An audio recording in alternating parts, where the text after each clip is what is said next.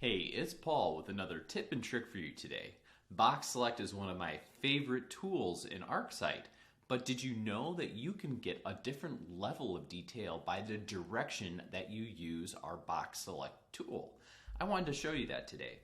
We have this beautifully detailed plan that was created by Patrick Caldwell here in our team, and I wanted to use this as an example. So we'll go to this area where we have our holly here and hawthorn.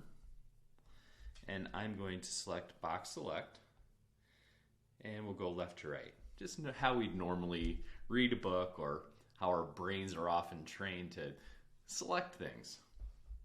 But look what happens when I go right to left.